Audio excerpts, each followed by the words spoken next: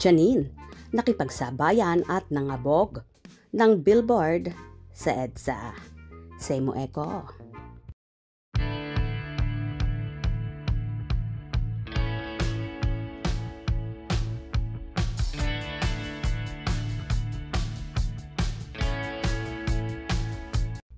Isa nga ang Asia's rising star na si Janine Gutierrez sa hindi nagpakabog at bagkos nakipagsabayan sa mga naglalakihang billboard sa EDSA Guadalupe.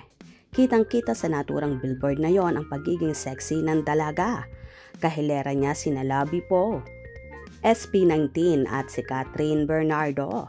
Marami namang fans ni Janine ang tuwang-tuwa sa naturang billboard na yon. Ayon nga sa naging post ng Bench TM, Big, bold, breathtaking. The hashtag Bench Body of Work billboards are turning EDSA Guadalupe into an open gallery. Don't miss your chance to witness the highly anticipated comeback of the iconic Bench show. Here's how to get the ticket.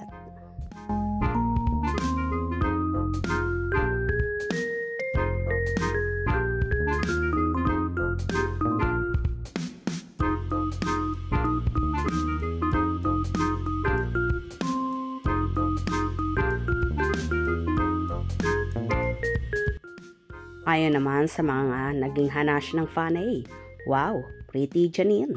Yes na yes, wala na akong masay, goddess. Janine, sabi nga ni Pia Wurzbach.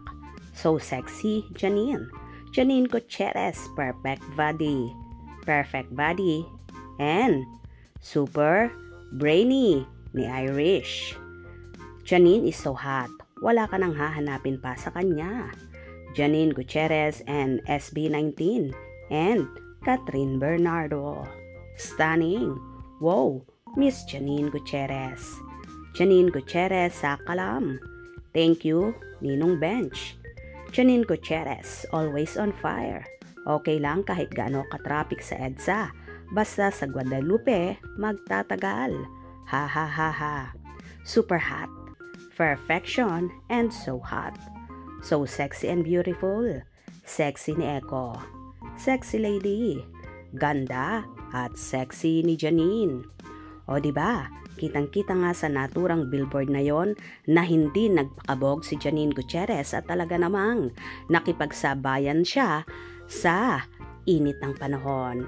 Kaya ating suportahan ang Bench show ngayong darating na March 21, 2025. Ganito nga ka-sexy si Janine kaya naman lalong nahuhumaling ang nobyong si Jericho Rosales. Kung nagustuhan nyo ang video na ito, comment down below.